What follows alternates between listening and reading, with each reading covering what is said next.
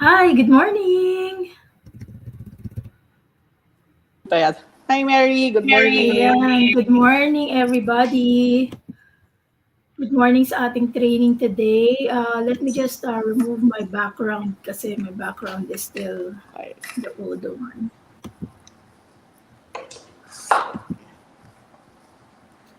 Ayan. Tama-tama, this is actually the time for my weekend habit. Yun yung tawag ko dun eh. I used to have Okay. a weekend habit ng ganitong oras. So, 9:30 usually nangyayari yun. So, today we have a lot of people already on the comment section. Ayan, tanggalin ko lang to. Ayan. There you go. So, everybody, welcome to our training for today. My name is Mary Ann Manzano and I'm joined by Miss Yolene today. So, Miss Yolene. Okay, so good morning, everyone. So we are glad to have now today with us to handle this webinar session. I'd like to introduce first to you Miss our speaker. Her name is Mary Ann Manzano. She's the education lead of the Philippines for the Philippines Google for Education. And she's also founder of gtech.guru. So yeah, you can find her online, especially she's very active in Twitter, no, Mary? So Mary has been working with companies in the Philippines since 2010 in their initiatives to move to the cloud, spearheading Islands in the Cloud, which is a project with DepEd to bring all the K-12 public educational institutions in the Philippines, as well as higher ed and TESDA onto G Suite for Education, which is now Google Workspace for Education. Since then, she has moved to help many other schools to go cloud and help them plan and execute their professional development map. Mary is a Google for Education certified innovator, Google for Education certified trainer, and a Google deployment specialist devoted to promoting innovation and web-based learning in schools, extending educators' learning networks, and helping teachers with their drive for a more student-focused curriculum. Okay.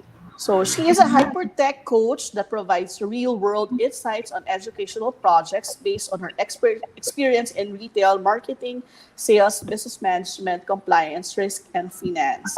So actually, a little bit of also of a background. Mary, when we went on board Google for Education last 2012, Mary was one of the project leads of the contacted by Google for the deployment of Google for Education program here in Universidad de Zamboanga. So we are very glad of that Mary is with us today again, and we would like to congratulate Mary for the new role. So very timely and very fit with you, Mary. So Thank you. I'd like to give you now the floor, Mary. Thank you very much for giving us this webinar session. Thank you so much, Yolene. So I'm just Sige, gonna move you to the backstage now sige so that po. I can share my screen. Salamat Enjoy po naman. learning. Thank you, everybody, and I hope you enjoyed today's session. Ayan. There you go. So I've got my screen over here. Let me just share it with you quickly. Mhm.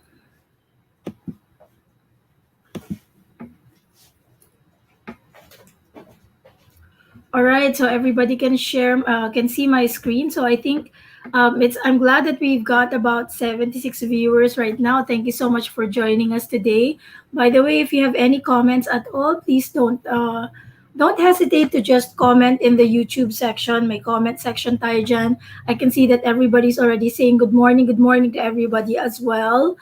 And we've got Miss Mariam was asking, pwede ma-register, but I'm here. So please make sure to also register because I think that will be the basis of our certificate. Tama ba, Ms. Yolene? It might be the basis of our certificate. So if you have not yet registered in the form that Ms. Yolene has sent in the calendar invite, please go ahead and do so. That's usually our basis for the attendance and not the actual time that you're here in YouTube. All right, so thank you again, and let me just present my screen over here.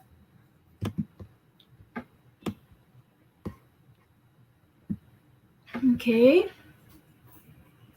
By the way, for any questions you might have, aside from posting it on our YouTube channel, you can also post our questions over here at the slides.app.gu.gl.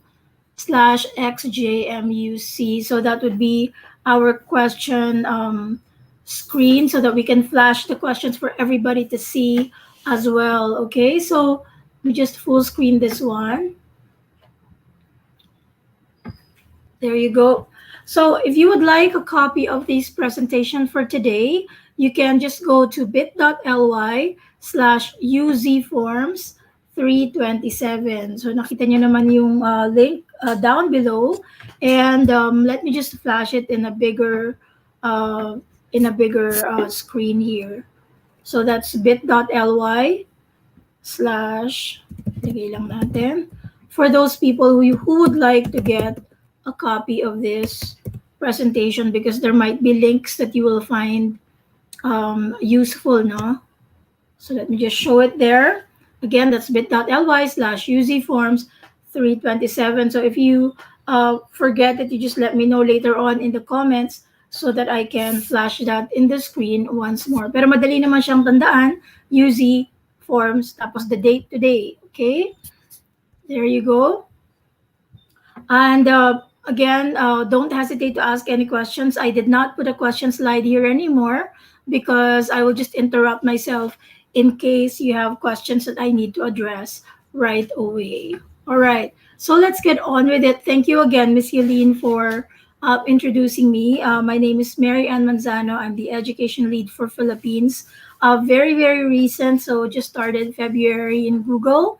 But I'm still an entrepreneur at heart, and I'm the founder and the owner of gtech.guru, which is pretty soon going to be a hub for teacher resources in the Philippines. That's what I'm going to be converting it to. I'm also a Google for Education certified innovator and a certified trainer, as well as an L1, L2. Actually, a lot of the certifications in Google that you will find in education, I've mostly taken it. So if you have any questions about certification, you can go ahead and ask me. I'd like to help you out with your certification journey. I'm also a coach in the Google Innovation Academy in 2017, and I continue to help out innovators as a mentor for new innovators year on year. And this year, if you would like to become an innovator, just wait for the announcement. Something's coming up, okay? All right, so for today, just a note before we begin. This is a note for me on meaningful use of technology. I know that people think that technology might be, the end all be all solution, but it's really not. I'm a big proponent of the SAMR model and also TPAC. So those models are allowing us to actually understand where we are in our integration of technology journey, and it's really important that we understand that pedagogy has to always come first and technology should come second. If technology is being used and it's not adding value to your teaching and to your students learning, then it might be a good idea to just not use it. But if you know that the technology can help you focus, can help your students focus, can help your students be engaged, then go ahead and use it. So it's really important that the technology is used as a tool to improve teaching and learning. So these questions, I've put it here so that we can reflect on it. Every time we try to use technology, I would really urge that we think about these three questions. So the first one is, what value is this technology using, right? Technology use bringing to the lesson. If I use this technology, what is the value of it? Okay, we have to think about that. So every time you start adopting new technology, think about what's the value. Next one is, how is it improving my teaching? So is it really improving it, or are you just trying to be techy, right? So, and how is it improving? Finally, this is the most important. How is it improving my students' learning? At the end of the day, your learning objectives and your learning outcomes are the most important. So think about these three um, questions, and even at the end of this training, once again, think about how you're going to be able to use any of the learnings that you got today, right? So that you can improve your students' learning. So that's my big note, and I intend to always just begin with this note every time I do a technology training for teachers. All right, so just a quick review. I know that a lot of you have been using Google Workspace for Education for quite a bit of time, which means that you're probably already well versed in using technology, right? And using Google Workspace for Education. But just a quick review, Forms lets you manage event registrations, it lets you create quizzes, it lets you analyze responses and data analysis and more.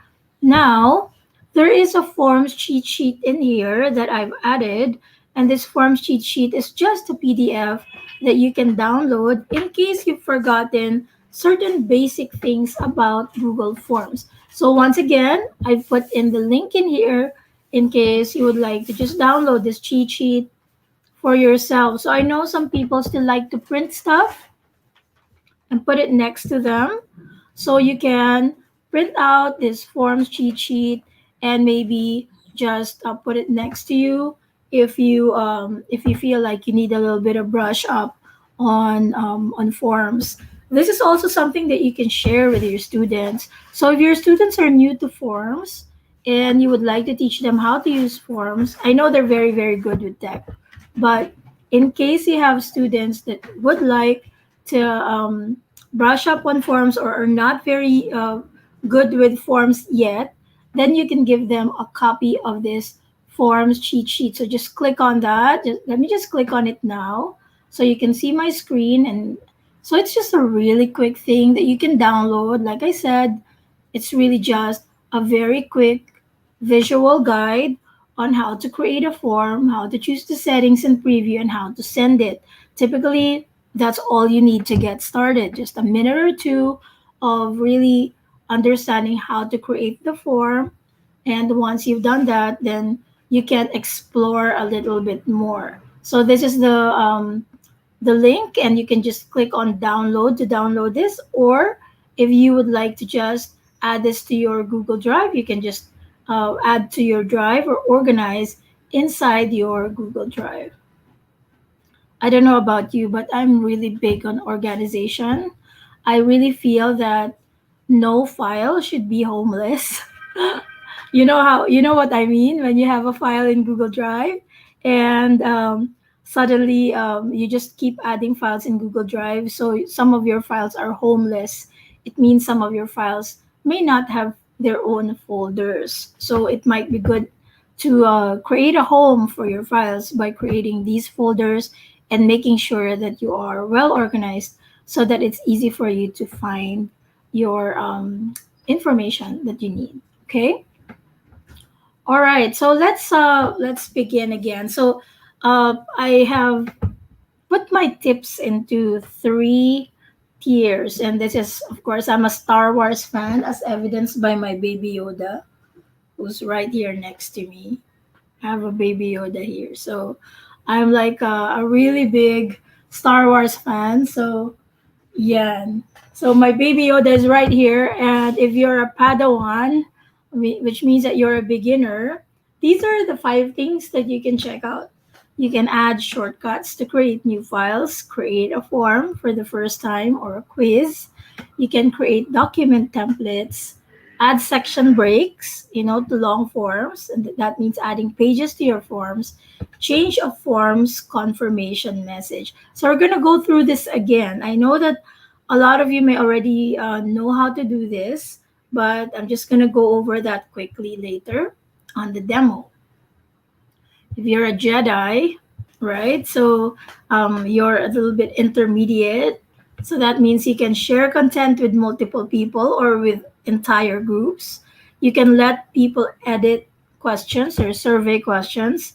Survey responses when they've already submitted it.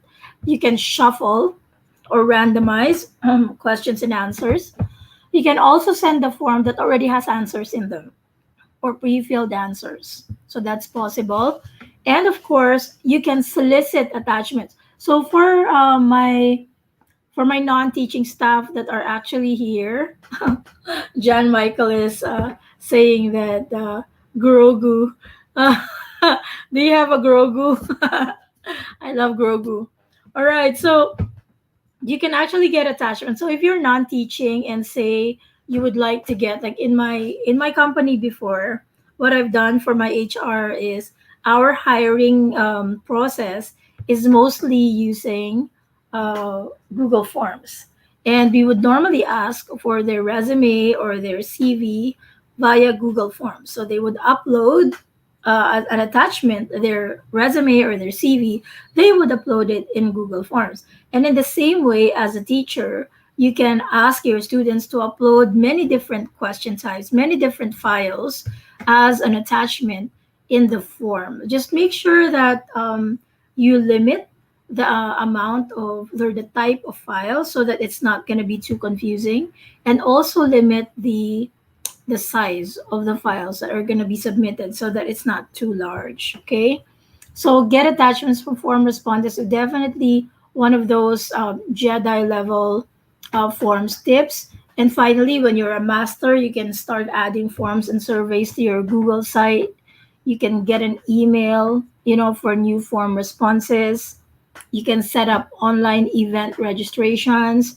You can show form questions based on the answers. Like, for example, if it's a different answer, then it goes to a different type of form. And finally, you can put add-ons and scripts into your form. So there's many ways to actually use these things, and we will go through them today. So we have only 2 hours for today. So I'm gonna go ahead and take a look at one of the most common use cases of Google Forms, and that is Forms plus Sheets. So, Google Forms plus Google Sheets is one of the most common things that we have. I'm just looking at the questions if you have any questions right now, but I see that I still don't have any questions here. All right. So, in any case, when you take a look at Google Forms, while Google Forms is really great at collecting data, you can use it to create quizzes. And I remember that I was given this problem before we started this webinar. I was given the problem that students cheat, right? Students cheat, and because of that, they have many ways of cheating.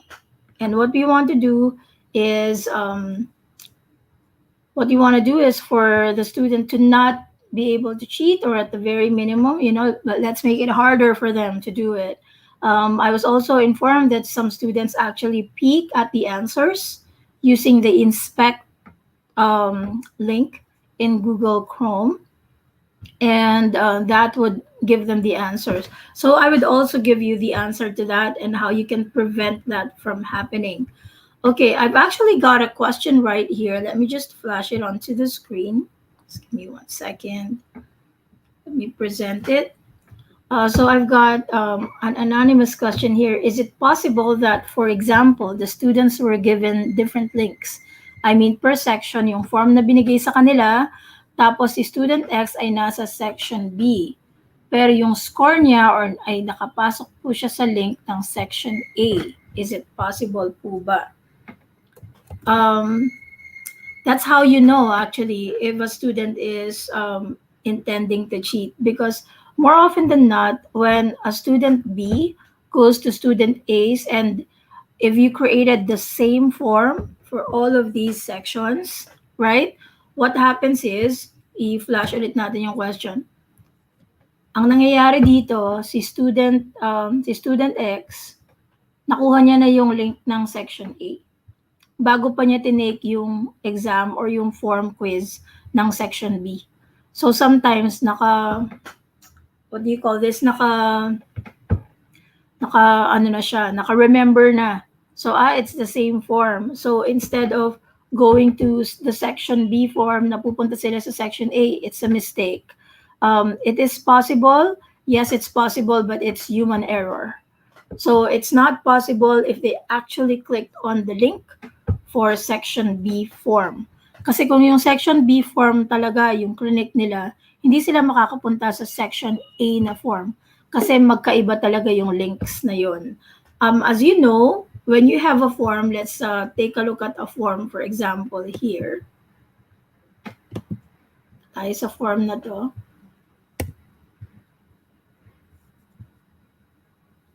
Let me just escape this one.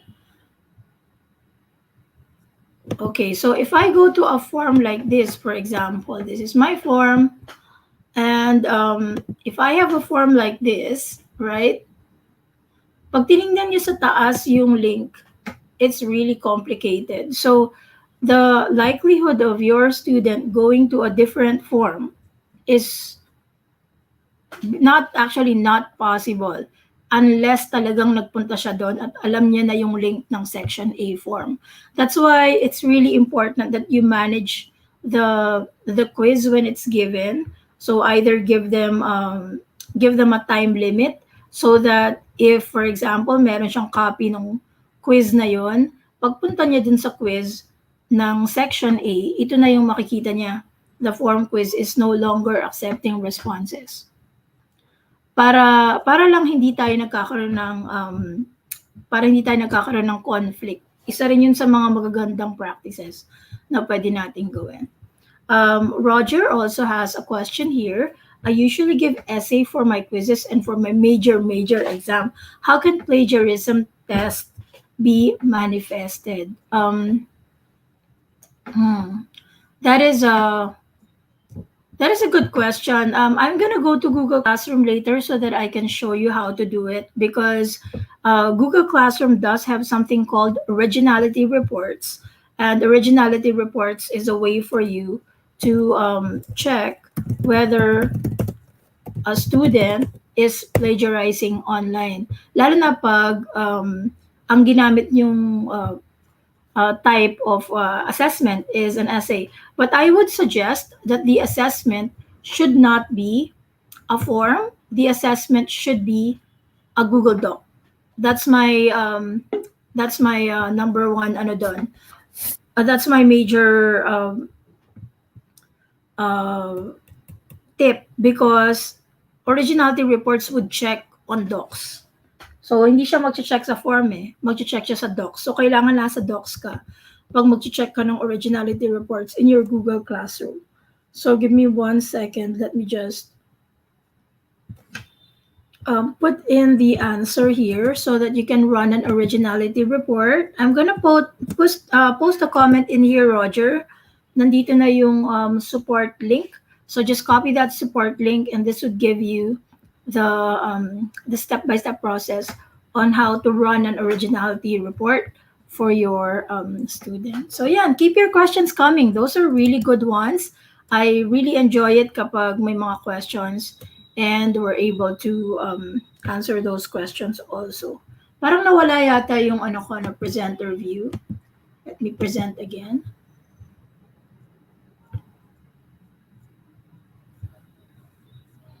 Just continue this one.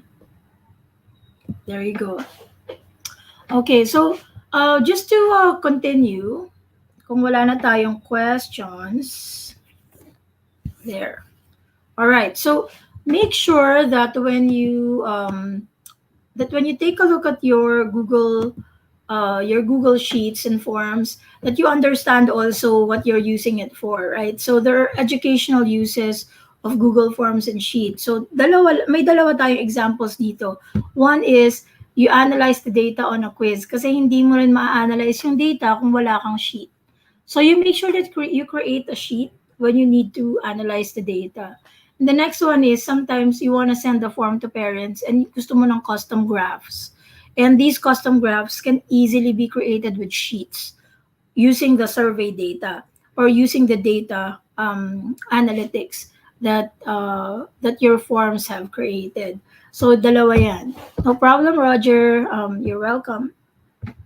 There. So creating a form, basically, madali lang naman. We begin by going to your Google Drive, log into your Google account, di ba? Alam niyo naman yung itsura ng ating Google Drive. And then click on the new button and then on the words Google Forms.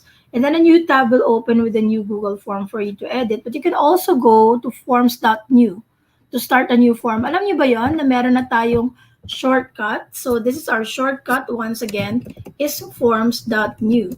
This is the new shortcut for creating a brand new form. Okay? Forms.new is really great because it allows you to checkout, parang mabilis lang yan. You can also use that for other documents in Google Drive, gaya ng Docs. So you want to create a new document, docs.new. You want to create a new spreadsheet, sheets.new.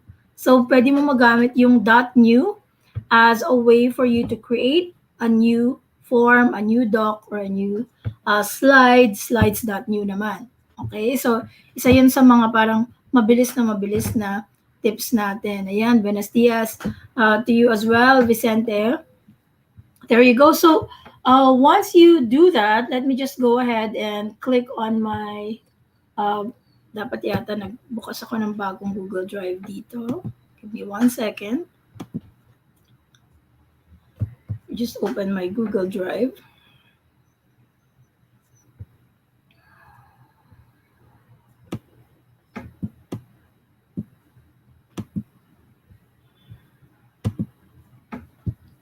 Ayan. So let me open my Google Drive in here. This is my Google Drive. This is just my demo account.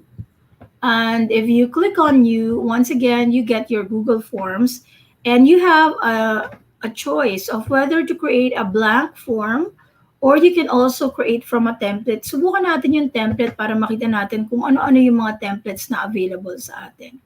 So nakalagay dito, wala akong templates na available for this domain. But in your domain, kung meron kayong mga templates na available, makikita nyo yung in-domain templates dyan. For example, meron kayong specific templates na may mga logo na and everything na pwede nyo nang magamit, you can start using it from here. Sa general naman, nandito naman yung mga general forms na ginawa naman ng Google made available to everybody. So, nandito yung exit ticket, assessment, worksheet, course eval. Marami ring iba dito, may personal din dyan. Pwedeng pang party invite, may t-shirt sign up pa, di ba?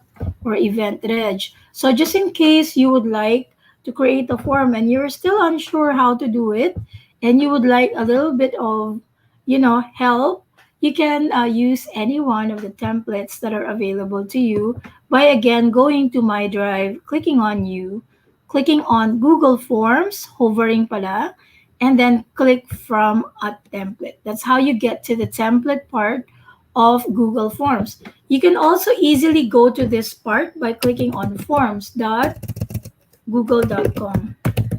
So if I type forms.google.com, then I'll be able to get to the same forms page. Okay, so ito yung ating forms page. And it also will give me the different types of forms that I already have in my site. Actually, mali itong nasa Google account ako. Pare-pareho ba tayo dito? Marami kayong accounts na nakalagay. Ayan. There. So, the nice thing about this also is, again, kapag madali lang kayo, marunong na kayong mag-forms, usually you start from blank. Kung gusto niyo naman mag-start ng quiz, just click on a blank quiz. Another way for you to start creating a form is by going to your Google Classroom. So let me just go to my Google Classroom right now. Actually, bago tong Classroom na to kasi this is a brand new domain account. Punta na lang tayo sa GTech Guru para may laman na yung Classroom. There you go. So for example, this is my Google Classroom, no? And I have a class. For example, I have my class draft. So from here, when I go to classwork in my Google Classroom, I can easily create a Google form by going to quiz assignment. So pag clinic natin yung quiz assignment, this is where we can start creating a form. Actually, nag-create na siya ng form, mag-isa niya. It automatically creates a blank quiz. Now, mayroon kayo nakikita dito, lock mode on Chromebooks. Nakita nyo yan? Lock mode on Chromebooks. It means, kapag nag-answer yung estudyante, hindi siya makakapunta sa ibang sites.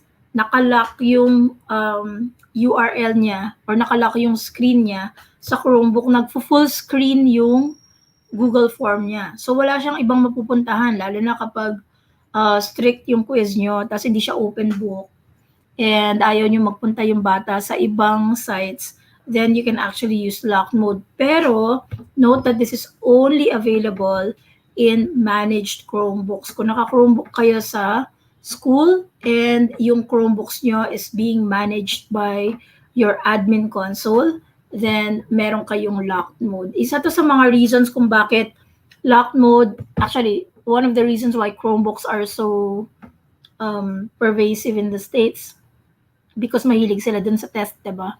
Marami silang assessments and tests. So, locked mode is really useful for them, lalo na kapag meron silang mga SATs, meron silang mga national assessments. So, yung mga districts, Chromebook ang binibili para sa mga bata. So, isa to sa mga features, kumbaga, ng Chromebook. Meron siyang lock mode. Now, the other thing that you can do is, meron dito sa baba, grade importing. So, classroom can import grades for assignments. That means, kapag nilimit mo yung one form per respondent, yung grade niya automatically mapupunta sa grades tab or grades page ng inyong Google Classroom. So again, ito yung mga paraan kung paano kayo gagawa ng form. You can make it in Google Drive. You can make it in forms.google.com using a template. You can go to forms.new or you can go to Google Classroom and go to quiz assignment and create a blank quiz in Google Classroom. Okay? You can just put your instructions in here. From here, habang ginagawa nyo itong form, ayan, meron na pala ditong check plagiarism. I'm so happy that plagiarism checker is now available for Google Forms. Pasensya na kayo guys kasi palaging nagbabago si Google. Every time nagta-training na lang ako, lagi siyang may dinadagdag. So kahapon iba yung itsura niya, ngayon bago na naman. So the nice thing about this is apparently you can now do this. Check originality reports via your Google Classroom, which is great. What does it mean? Ibig sabihin, kapag merong in-answer yung bata na dapat wala doon or hindi dapat nandun dahil kinopya niya lang, then sasabihin sa'yo ni originality report. So basically, you check plagiarism. Ito yung tanong kanina. Pero mas effective talaga to. Hindi ko siya nakikitang magandang gamitin sa Google Forms. Mas maganda siyang gamitin using our what do you call this? Using our docs. Sabi dito ni Joanne, check in Google Forms is limited to 3 users only. Actually, it's not. So when you check plagiarism, ang checking natin ng plagiarism, ang limitation natin right now is checking via the number of assignments that you assign currently. Yun ang limit. So when you're using Education Fundamentals, which is the free version of Google for Education, ang magagawa lang natin is 5 lang. 5 beses lang tayong makakapag-add ng plagiarism checker sa bawat klase. So when I say a class, this means, tanggalin muna natin tong assignment na to. Discard ko lang to. Let me just go to classes. So in your classes, this is one class, okay? And in every class, you can do plagiarism checker for 5 assignments. And for every assignment check that you do, the student can only check it 3 times. Okay? 3 beses lang siya pwede mag-check. Parang hindi naman kasi pwedeng i-run mo yung originality reports, unlimited times mo siya i-run. So, 3 times lang allowed for the student to run it to check kung nag-plagiarize ba siya. Kasi kung hindi niya pa kinorect yung sarili niya on the first run, and then hindi niya pa rin kinorect on the second run, di ba? Parang may problema na yata. So, 3 times allowed to check it inside one assignment. And then, in one class, you're allowed to run it 5 assignments. So, hanggang 5 assignments lang per class to, per class. So, yun lang. The nice thing about this though is meron ng other versions yung Google Education. Meron na rin siyang Education Plus and Teaching and Learning Upgrade. And yung mga upgraded pero paid versions yun, yung mga paid versions ng Google for Education allows you to run unlimited plagiarism checks or unlimited originality reports for every class. So kahit na ilang plagiarism checks yung gamitin mo for every class. Pwede kapag naka-Education Plus ka. Yun yung paid version ni Google for Education. Okay? So, pero kahit na naka-unlimited ka pa rin, note na 3 beses pa rin yung limitation ng estudyante. Hindi niya pa rin pwede i-unlimited check yung assignment niya. Kasi the reason why we have originality reports is really to make sure na pagka-check niya, okay, nag-plagiarize ako, ayusin ko na. And then yung second check niya, okay, may konti pa. And then yung pangatlong check, dapat wala na, di ba? So hanggang 3 lang yung allowed na way na times na mag-check si estudyante. So sabi ni Yulene dito, we have for EDU Plus and Teaching and Learning, how many plagiarism? Yes, you have unlimited originality reports run for assignments in a class. So yun yun. Pero limited pa rin tayo sa 3 check sa estudyante. Yan. Kasi yun talaga yun eh. Hindi talaga dapat unlimited yung estudyante nag-check. Parang palagi na lang, diba? Ayan, so sa classwork, balik tayo sa Google Forms natin, ano? Let me just go back to this one. Ayan, so yun yung mga ways that you can actually create it. I know that a lot of you may have already created it. Sabi ni Yolene, balik lang ako sa kanyang question, 3 times in one assignment. Yes. So for every assignment that you're assigned, you're allowed to run it 3 times as a student. I think I have a video around this. I will check it out. I have a classroom video file that I can share in the link later. Pag nag-mini break tayo, idadagdag ko dito yung video. And this is part of the classroom video series that we're doing right now. Baka meron tayong certified level 2 dyan o kaya certified trainer na gustong volunteer because I'm actually looking for volunteers to localize these videos. Naka-English kasi lahat ng classroom videos and I really would like localized videos in Visayan, in Cebuano, maybe even in Chavacano, in Tagalog. And I really would like to make it into a full-blown library for our Filipino teachers. So kung merong mga gustong volunteer dyan na mag-localize ng video, mahilig kayong kumuha ng tutorial video, please let me know or let Yolene know and she can let me know about it. Okay? Ayan. So balik tayo dito. We have, again, you can easily change a form into a quiz allowing for auto-grading. So ito na yung problema. So balik ako dito sa aking Google form. No? Gawa tayo ng blank quiz dito. And in our blank quiz, by the way, for the people, I actually have some people in my backstage. I just want to give a shout out to Miss Harley and Kay Mukapil who are currently in my backstage. And if you would like to get into my stream as well, please let me know and I'll add you to the stream. Okay? Ayan, may private chat naman tayo dito sa StreamYard. So pwede kayong mag-message sa akin privately in case you want. Ayan. So yan, klaro na daw, sabi ni Ms. Yelene. So when you create a quiz, sabi dito sa aking presentation, click on settings, quizzes, make this a quiz. So whenever you have one, dito sa settings icon, dito sa taas. Ayan. Zoom tayo. So in our settings icon, malalaman mo kung quiz yan kapag pagpunta nyo dito sa quizzes tab, ginawa nyo siyang quiz. So, pag make into a quiz mo, ano bang nangyayari pag make into a quiz? When you make something into a quiz, it automatically creates something called an answer key. So, pwede ka nang maglagay ng answer key. And then, tatanungin ka rin niya, gusto mo bang i-release yung mga grade immediately after they submit their answers? Or gusto mo bang later after manual review? So, ito ngayon yung nagiging issue natin ngayon, yung immediately after each submission. I love it because it's just so instant. You know, the students get to see their scores right away. The issue here is that it's also prone to cheating. Kasi yun nga, yung sinabi ko kanina, some students are very wily and what they're doing is they're taking a look at the quiz. And yung quiz nila, buksan natin yung quiz. Bukas tayo ng isang sample quiz. Um, Sandali. Naka-respond na pala ako sa quiz na to. Hanap tayo ng bagong quiz.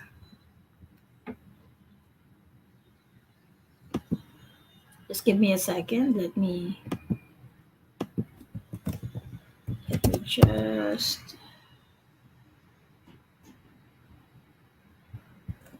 Parang ang dami kong quizzes pero puro mga nakalock na.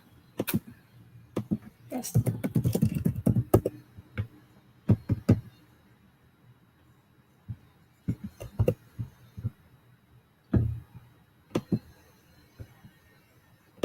Ayan. So, meron akong quiz dito. So, sometimes, a child would be very wily. And sabi ko nga dati, I used to work in compliance in Citibank. And sabi ko nga, integrity is doing what is right when nobody is looking, right?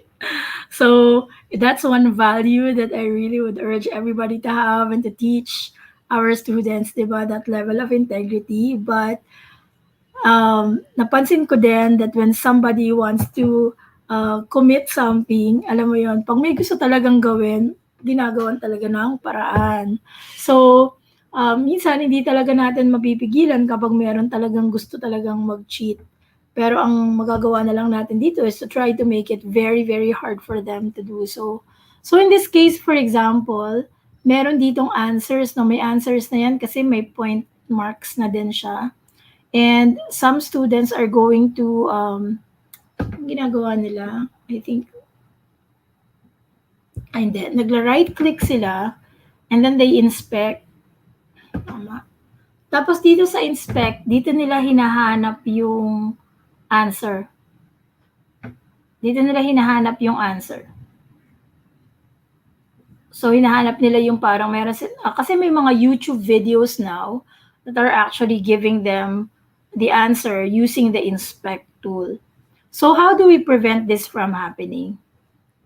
Paano nila hindi masisilip dun sa inspect tool yung sagot? Ang gagawin mo dito is to make sure na hindi mo muna ilalagay yung answer. Huwag mo munang ilagay yung answer. Pabayaan mo silang sumagot and then make sure that in the release mark, you give the marks later after manual review. Mag-manual review ka lang palagi. Turns on email collection. Make sure na isa lang ang pwede nilang isagot. Di sila pwedeng multiple submissions. And of course, respondents, wag yung ibigay yung correct answers para hindi nila masabi dun sa kaibigan nila sa section B. Right? Kasi ganun kasi nangyayari. Meron din dito, they also use Google Form++ to reveal the answers sa form. Again, kung wala silang answers, kung walang answers na nakalagay, hindi nila yon marireveal. Walang marireveal. So kahit kumamit pa sila ng Google Form++, walang lalabas kasi walang answers eh. Hindi mo pa nalalagay yung answers. So, in this case, gawa tayo ng quiz, no? So, ito yung ating blank quiz. Actually, alis ako dito. Let me just go to my GTech Guru. Ang dami ko kasing accounts, guys. Gawa lang ako ng blank quiz para makita niyo what it looks like. So let me just create a blank quiz. Are you a fan of being truly lazy when it comes? Ako kasi, yun ang sinasabi ko dati kay Yolene. Gustong-gusto ko si Google kasi it's really for the truly lazy. Kunyari, pag nilagay ko yung word na name, di ba nakalagay dito multiple choice, pero pag nilagay ko name, alam niya na agad na short answer yun. Di ba? Marunong siya eh. It has machine learning. So it already looks at what I'm asking for at binibigyan na ako ng maayos na question type. Minsan hindi ko na kailangan piliin. The other thing that I really like about Google Forms is your ability to import questions now. So, for example, ito, lagay natin dito yung UZ quiz. Para alam ko kung saan to. Now, when you add more questions here, meron tayong add questions, meron din tayong import questions. And you can import questions from your test bank. So, kung may test bank kayo, paano ba gumawa ng test bank? Ayan. Yung test bank natin, ito yung test bank ng lahat ng questions natin for the year, for example, or for the term. Alam ko marami sa mga LMS pwede ka talagang gumawa ng ganito at nag-randomize siya. At the moment, hindi pa tayo pwede mag-randomize. But at least, we can create a test bank para hindi na tayo gagawa ng on-demand na na mga questions. At the beginning of the term, we can already put all of our questions in one form like this, right? And then we can just choose the test bank. Ang maganda lang kasi dito sa test bank na ginawa ko, lalo na pag mga pop quiz lang naman, di ba? Ito mga pop quiz na to, sobrang bilis nito gawin kasi you just have test banks na, alam mo yan, gawa ka lang ng mga multiple test banks and it's so easy to just add these questions and then import them. The good thing about it though, pag in-import mo na siya, kasama na pati yung answer key, right? Kasama na pati yung answer key dun sa pag-i-import. This is a way for you to like, gamitin mo lang siya pag kunyari, kailangan mo lang ng mabilisang quiz. And as you can see, sobrang bilis nitong quiz na to gawin. Parang wala pang 1 minuto. Kasi meron ka ng test bank, right? So, kung hindi pa kayo gumagawa ng test bank ngayon, this is something that you can already start using. Kasi sayang naman yung oras, di ba? You already have the questions. Might as well prepare it. Might as well make it. Sobrang time saver ito. Now, ito yung sinasabi ko kanina na meron tayong answer key. Ito nga yan, di ba? Pag nagpunta ka dito, may answer key na agad. Mercury answer key. Ang sinasabi ko kanina na para ma-prevent yung ating cheat ng mga bata is to remove the answer key. So just take it out. Just don't have an answer key. Kasi, ayan, remove it. Right? Huwag mo munang lagyan ng points. And then just click on done. So, wala pa siyang answer key. You can actually do that if, pwede ka rin gumawa naman kasi ng test bank na walang answer key. Ako kasi yung test bank na ginawa ko may answer key na kasi tinatamad ako, gusto ko nakagawa na agad yung answer key. Okay? So, for the answer key, I want to just click on this and then just remove the answer key. And when you remove the answer key, you can still assign this to your students. And pag sinagutan nila to, pwede nyo nang ilagay ngayon yung answer pagkatapos. So let's say ito na nga siya. This is my exam. Ayan yung exam natin, ano? Bakit hindi natin gawin tong exam na to ngayon? Wow, di ba? I know that nakalimutan na natin ng konti yung ating planets. Pero nakita nyo na naman yung sagot. Kung hindi nyo natandaan yung sagot, ayan, 3 lang namang questions yan. So, how do I send it? I just click on this one. Make sure that it's available to everybody. Do not restrict it.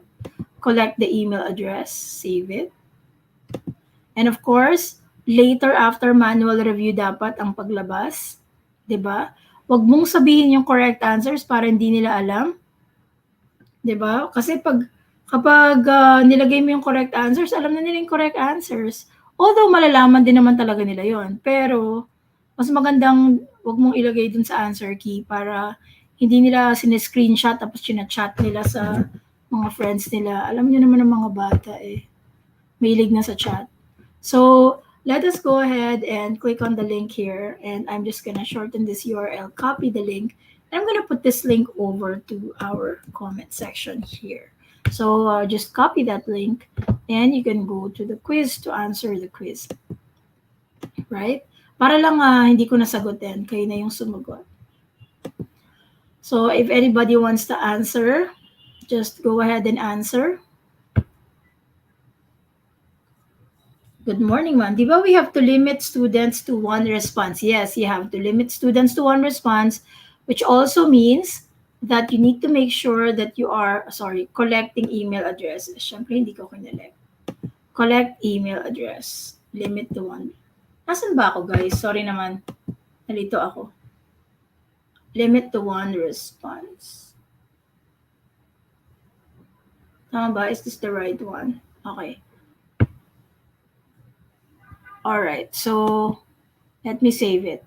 Thank you for reminding me. So collect the email address. Limit to 1 response. restrict if it's within the school and if you want them to use their school email, yung kanilang UZ account.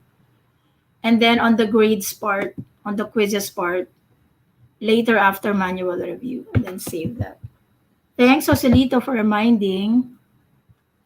It does not change the form link though. So pareho pa rin naman ang ating form link is still hopefully the same. Kung hindi naman the same, I can always just copy this one. Ulitin natin guys. Baka nagbago eh.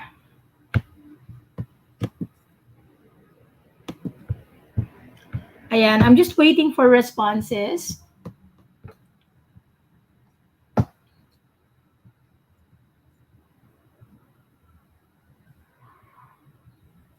Ayan, wala bang sasagot? Ayan, may sumagot, may isa. Alright, ayan, may isang sumagot. So as you can see, wala pang points, no? Wala pang na-release na scores. So ang kagandahan nito, hindi pa tayo nagre-release ng scores dito. The scores are gonna be emailed to them. Or the scores are gonna be there in their Google Classroom once you release the score. Sabi ni Elrin, good morning po. Is there a way po on showing the questions one at a time aside from making multiple sections? Wala. Kailangan mo talagang gumawa ng page. If you want it one at a time, it would have to be through a section. Talagang mag-add ka ng section if you want it one at a time. Para sa mga ganong klase ng questions, I normally use a different tool for it. I sometimes use Slido, but it's a little expensive. Parang nasa $72 siya yata per year for up to 500 students. Pero naka-integrate siya sa Google Slides. And you can basically use it like one at a time. Lalo na kapag nasa Google Meet ka and you would like to ask these questions one at a time, tapos alam mo agad kung sino yung sumagot, ano yung sinagot nila, and you want to poll them. I'm using Slido for that. Pero for Google Forms, no. The only way to do it is to create a section so that they're in a different page. Thank you for that question. If you already gave the link po, then you suddenly made the changes to the form, then the students already answering na, will the changes reflect real time? No, it won't. They would have to refresh the form in order for the changes to reflect. Yun yung mangyayari. They would have to refresh. So you have to let them know that they need to refresh the form. By the way, by middle of this year, magkakaroon ng change in Google Forms. Alam niyo yung pag sumasagot kayo ng form, kunyari sumasagot ako ngayon itong form na to, ganyan. Habang sumasagot ako, biglang namatay yung kuryente ko or I had to close this form. Di ba nakalagay dito, changes will not be saved? Ngayon, may lalabas na bagong feature si Google Forms where the draft of your responses will be saved. Maganda yon para sa mga cases wherein the form is actually for a project that would last, say, for a week or two, and it will take the student a week or two to really complete the form. Maganda yon kasi masasave na niya yung draft responses. So, abangan natin yon kasi in-announce na nung February that it's coming out this year. So, most likely, isa sa mga back-to-school features yun na ilalabas ni Google Forms. Sabi dito, what can we do to students who usually submit late? Coach them. Kasi Google Classroom does not prevent us from allowing people to submit late unless sinabi mo dito sa form, dito sa may responses side, na hindi ka na nag-a-accept ng response. Then they cannot even submit at all. Pero kung nag-a-accept ka lang talaga ng response dito mismo sa classwork, pag nag-create ka ng assignment, and let's say test assignment, once na nag-assign ka ng assignment dito, ang mangyayari dyan is kahit na late na yung submission, papasok pa din siya.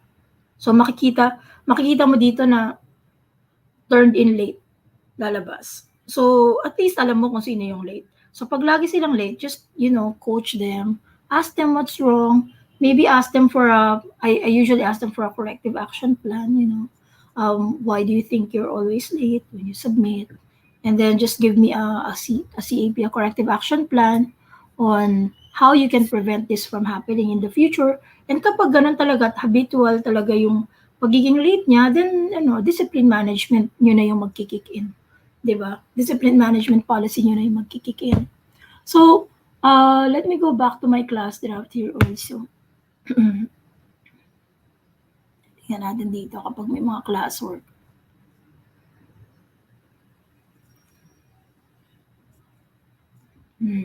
Wala namang submitted late. Ayan. Okay, so thank you then, Erin, for your questions. Just let me know pag may mga iba pa kayong questions. I really like the questions that are coming in. I also have another question here that came in from the slide itself. Ayan, i-present natin to. I usually create quiz assignment in the Google Classroom. Now, if I will set due date for the quiz in Google Classroom, and when it's due, I still have to go to the form I created and manually stop. Is there other way to automatically stop accepting responses? No, there is not. There is one, but it's a little clunky eh. It's an add-on pero minsan hindi siya nag-work kaya hindi ko talaga siya nire-recommend. Sometimes it works, sometimes it doesn't.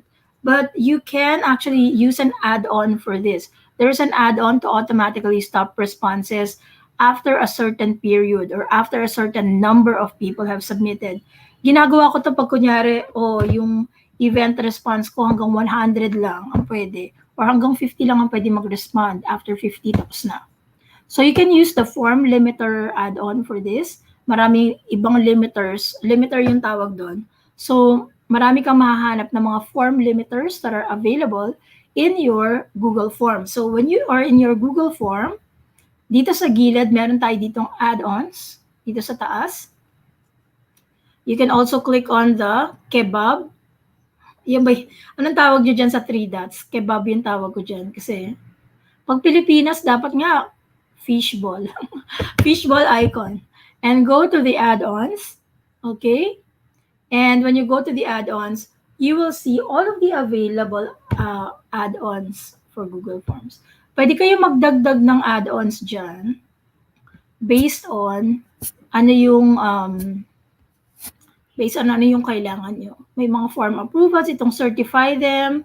Itong certify them, maganda din to, although may limit din siya on the number. Pero sa certify them kasi, pwede kang makapagbigay ng certificate kung pumasa siya. Like, you pass the exam, tapos pwede kang maglagay ng passing rate, tapos automatic na lalabas yung certificate. Pag kunyari, passing rate, 80%. Pag nag-80 siya dun sa exam niya, automatic na lalabas yung certificate niya. You have also iba-ibang icons for slides and docs. Yan, marami kang ano. So, ito yung choice eliminator. Meron ding form timer. Ito na yon, yung sinasabi natin before na G-clock. This is something that you can use for the time limit. Okay? At marami pang iba. So, there are a lot of form limiters here. All you have to do is to just take a look at them. Maging clicky po tayo. So, before somebody was asking me, Miss Mary, hindi kasi talaga ako techie. Medyo nahihirapan ako talaga kasi hindi ako techie. So, kayo mag-alala, hindi nyo kailangan maging techie kasi lahat ng techie, hindi naman talaga techie yun. Clicky lang yun. So, maging clicky lang tayo. So, just click and, explore. Pag hindi nyo alam, parang ano pa to? What is this? Wala namang mawawala sa inyo, di ba? If you click on it, and yan, ito yung form limiter, for example, you can click on that and you can start using it. You can use Quill Go. At malalaman nyo rin dito kung gaano nakadami yung gumagamit sa kanya, kumusta ba yung review ng mga tao, and also kung paid ba siya, or free, or freemium. Ayan, makikita nyo na rin dyan. Now, if hindi talaga kayo inallow na mag-add ng mga forms, for example, in my case, in my Google account, I'm actually not allowed to add add-ons that were not created by Google. Medyo strict si Google eh. Ayaw niyang gumagamit ng add-ons from the outside. So, yun. So, kailangan kong gumawa ng ibang paraan, or sometimes I just use my personal GTech Guru account for some of my trainings para maipakita ko to sa inyo. Alright, so i-explore nyo yung mga add-ons kasi this is, like I said, pang master level na to, di ba kanina? Balik tayo dito sa aking, sa ating, di ba, Jedi level. Ang master level natin, do more with add-ons and scripts. So, kailangan, di ba, talagang mag-add-ons and scripts ka. Dapat nasa master level ka na nun. Make sure that you explore that. Kasi sayang naman when you don't explore. Okay, so, once again, balik tayo dito. So, meron kang add-ons, pwede kang magdagdag ng add-ons. We now have a lot of responses. Now, dito sa mga responses natin, tsaka natin ngayon gawin yung ating answer key. Ngayong tapos na yung responses, you now have an option to stop accepting responses. Ganun minsan yung ginagawa ko. Right? You can stop accepting. Sabi ni Joanne, burger menu. Actually, yung burger menu ko, Miss Joanne, is this one. This is my hamburger menu. Yung three lines, yun yung burger menu ko. And then yung 3 dots, ito, is either the fishball or the kebab. Ayan. Tapos ito, syempre, the waffle. Ayan. Just to let you know, ito yung mga pangalan.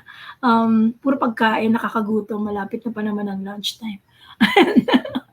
So, there you go. Let's take a look at our quiz. So, for the quiz, ang gagawin nyo ngayon pa lang kayo maglalagay ng answer key. So, in this case, click on answer key and then click on the answer. Now that Pluto is no longer included, which is so sad. I don't know about you, but I'm a Pluto fan. And I'm very sad about Pluto losing its planetary status. And now, sabi ni Miss Gladys, I'm more of a clicky. Tama yan, not a techie. Good job. Add answer feedback. So, ano ba tong add answer feedback? Kung hindi nyo pa ito nagawa before, pwede kayong maglagay ng automatic feedback. Kunyari, incorrect answers. Pluto is no longer a planet according to this, according to this article. And then you can even put a link in here to the article pertaining to Pluto not being a planet anymore. And then for correct answers, you can put another feedback here. Good job. And then click on save, right? And then next, you can click on done here. And then you can go to the next one and then put in an answer again. Smallest planet is Mercury. And then put in the number of points once again. Add an answer of feedback there. And then next would be your largest planet in the solar system, which is, ano ba largest planet? Jupiter. Answer key, Jupiter. And then just put a 10 in here. And once again, add your answer feedback. Okay? And of course, syempre, kung dapat ni-require ko, pero hindi ko siya ni-require. Now, the nice thing about it is, once you finish with that, you can now go to your responses. As you can see, ayan yung mga scores nakalagay not released, right? Tapos dito sa scores, pwede nyo na ngayon i-release yung scores. So when you click on release scores, everybody's scores will be released. So pasensya na kayo, i-delete nyo na lang yung email, but you will get an email when I release the scores. Send emails and release. You can also put in an option. Syempre, ang gagaling ng lahat, no? So, ayan. So, there you go. Meron na tayong scores. And once you've seen the scores, meron na rin tayong answers dito. At meron na rin tayong mga graph kung kumusta naman ang performance ng ating mga questions. There. So, I have another question here.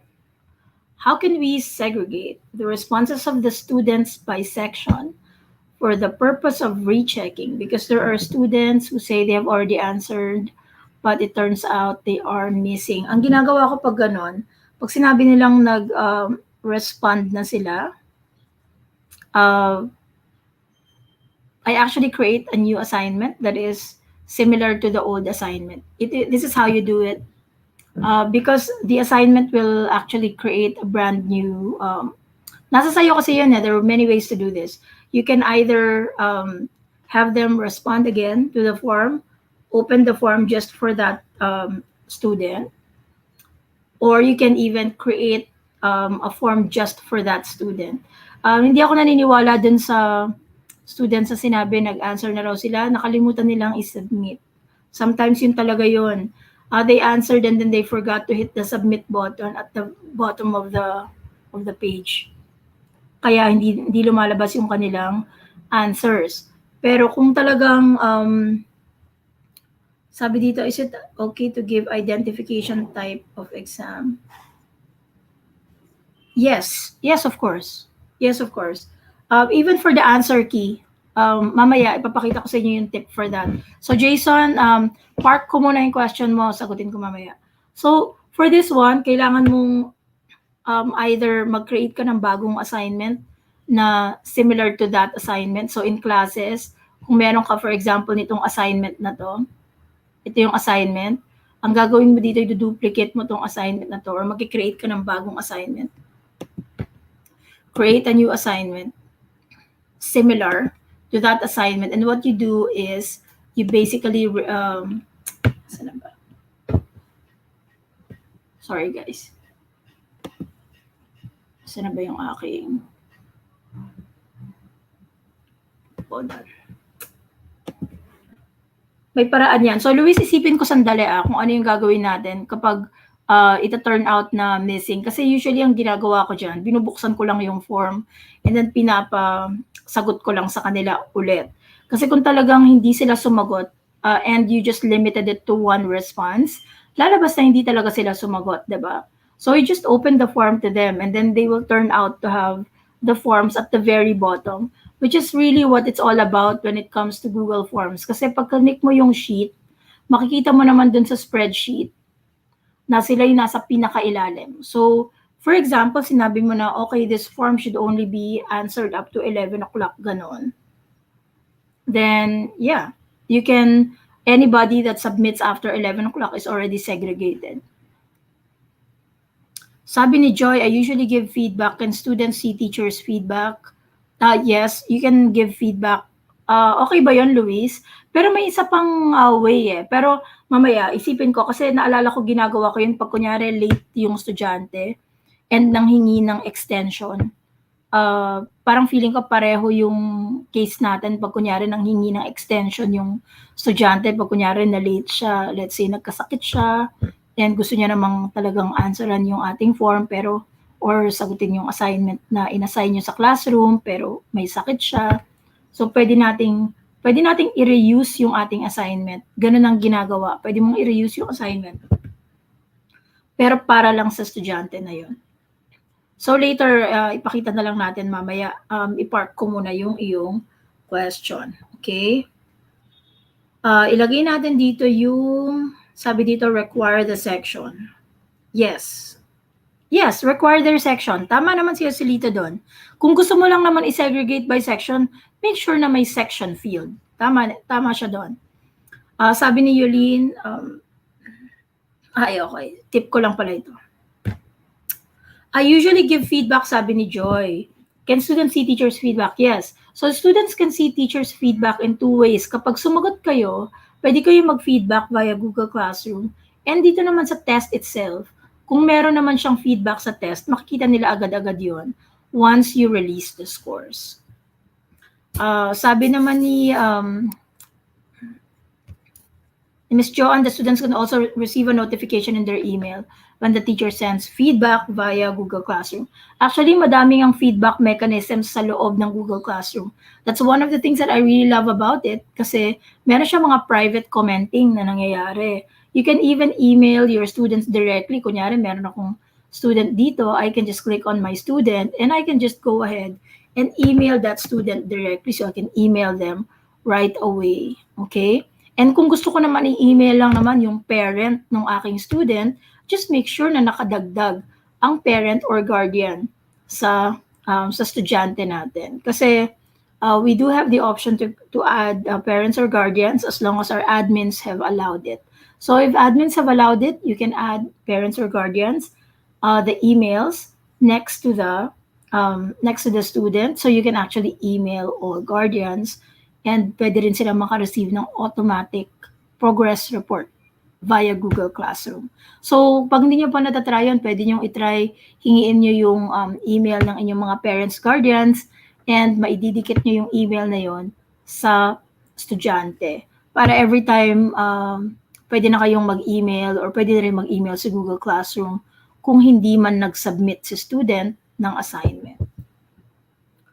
Ayan, sabi ni Joselito, si Joselito, siya yung aking power user. Joselito, level 2 ka na ba?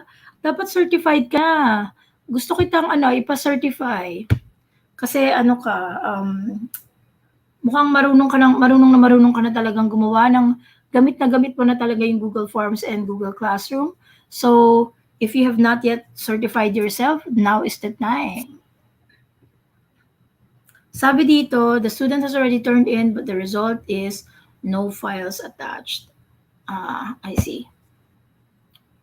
Yeah, tama yan. Make a copy and then assign. Or you can just return it to the student. Pwede naman nilang pwede mong i-reuse yung post mo and then allow them to resubmit kasi pwede naman sila mag-resubmit. Hi ma'am, paano po makonsider ni Google Form ang sagot ng bata? Di masyado ina-accept ni Google Form ang sagot like uppercase yung answer key. Ayan, isa yan sa mga dapat nating tandaan. Dapat yung ilagay sa answer key lahat ng possible answers. I'll give you one example. So dito sa ating quiz, let's say sa questions natin, nagdagdag ako ng isang question dito. And the question is, what is the name of the third planet from the sun? Tapos gusto ko talaga short answer siya. Right? Pag gumawa kayo ng answer key dito, you need to make sure na nilalagay nyo lahat ng correct answers. Kahit uppercase or lowercase. Kasi case sensitive ang sagot. Okay? So you have to actually tell your students, guys, it's gonna be case sensitive. You need to capitalize correctly. Or pwede mo rin ilagay dito para hindi rin mahirapan yung bata. Pwede nyo ilagay yung description na make sure your response is capitalized. Or pwede rin lowercase or uppercase. Depende sa inyo kung ano yung gusto nyong ilagay dyan. Na response type. Pero sa answer key, you can say na what's the name of the third planet from the sun? You can say Earth, you can say Earth, you can say Earth. Diba? So you really have to put in the different types of correct answers. So lahat ng to tatanggapin niya kapag nilagay mo. So make sure na you're already putting in all of the possible answers because the answer key checks and it's case sensitive. Okay, isa yun sa mga quirks ni Google Forms. Sabi ni Salito, just exploring daw. Pero pwede na, di ba? Pwede. So, Salito, you can send me an email after this. By the way, for everybody's reference, these are my email addresses. You can just copy it. Hindi ko pala nilagay dun sa aking slide. I'll just put it in the slide later on. Pero, these are my email addresses and you can reach me in both of these. Ayan. I'm super active naman in social media pero only on Twitter. I'm not super duper active on Facebook. Pero may Facebook naman ako. You can find me there. So these are my two email addresses. One in Google and in gtech.guru. Both are super active. Ayan. So, Joselito, if you're thinking of becoming a trainer, let me know because I might be able to help you out. Lalo na kung meron tayong existing na trainer cohort. So, hindi lang for Joselito, but for everybody there who would like to become a Google certified trainer one day and would like to get certified, please let me know kasi meron kayong existing Google Educator group in Zamboanga City. And if you involve yourself in the Google Educator group, you would be able to get vouchers for certification para hindi na kayo magbabayad ng voucher. As you know, ang certification ni Google, mura lang naman, malayong mura naman kaysa sa Microsoft. Ang certification natin is going at $10 for level 1, $25 for level 2, and $15 for the trainer assessment. So to become a certified trainer, you will need to apply, but you also have to take the exams. And in total, $50 yung lahat ng exams na iti-take mo.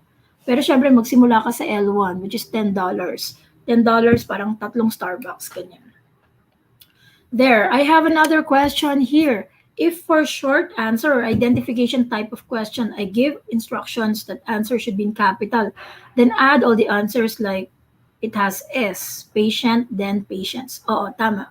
So, kailangan mong ilagay yon because kung hindi, lalabas na wrong siya. Yun. So, you really have to let them know na be mindful or be careful. But if you don't give that instruction to them, then you can just put in the different types of answers. Gaya nga ng nilagay ko dito, pwede kang maglagay ng different types of answers na pwedeng tanggapin ni Google Form as a correct answer.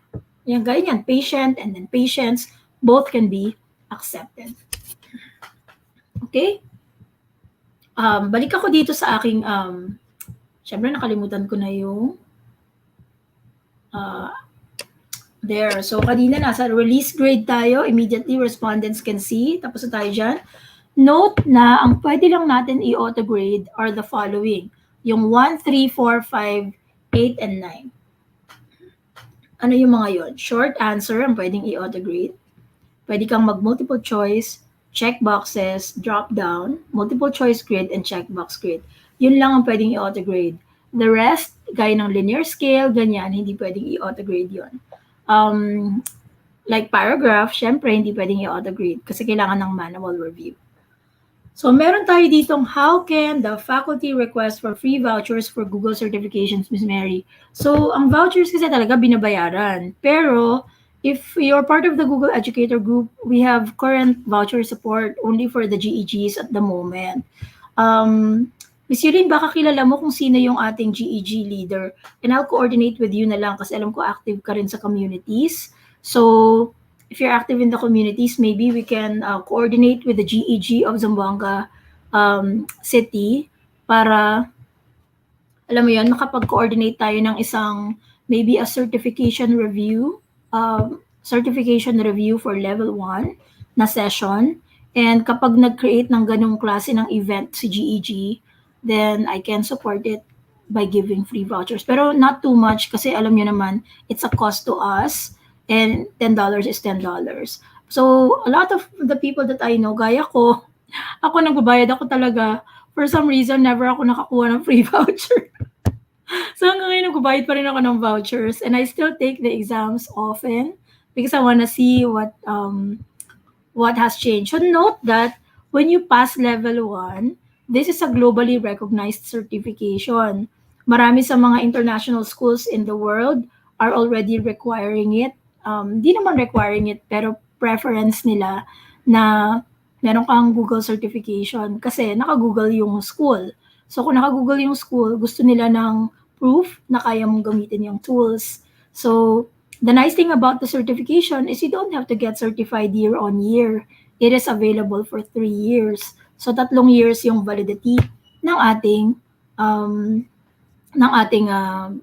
Google certification.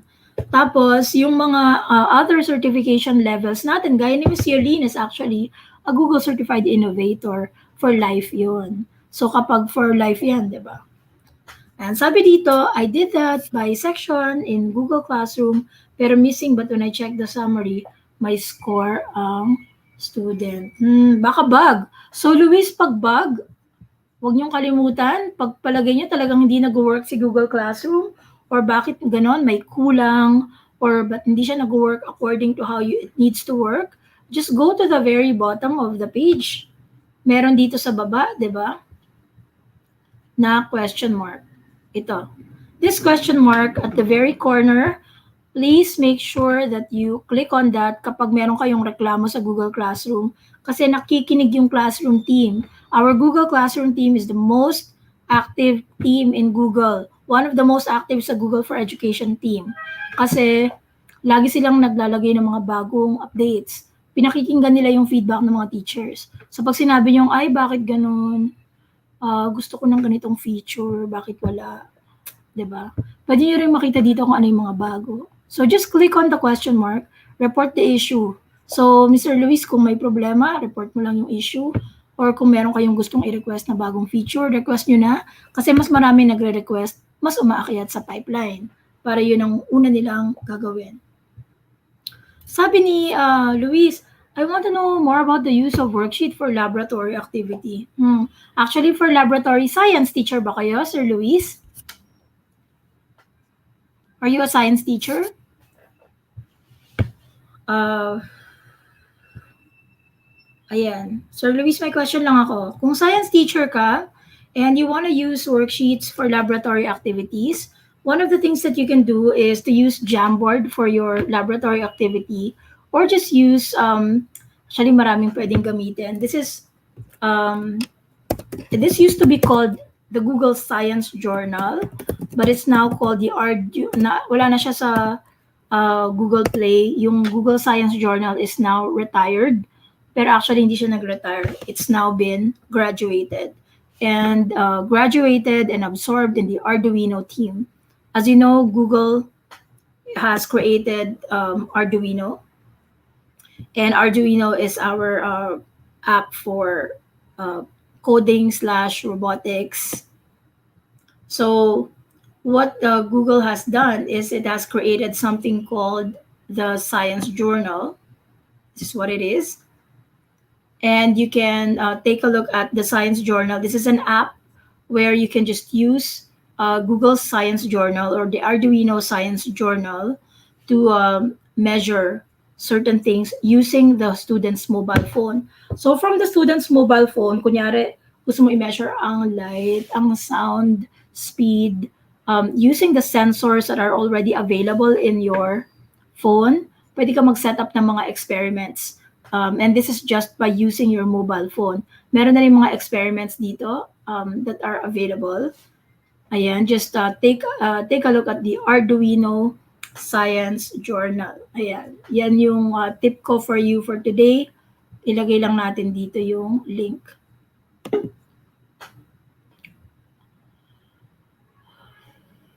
Check natin yung link. The other thing that you can do is kung meron ka naman talagang worksheet, ano yan? Sabi nila, hindi raw nila masubmit yung concern nila sa chat box. Ayan, thank you, Miss Yulene, for putting that in. Copy link address.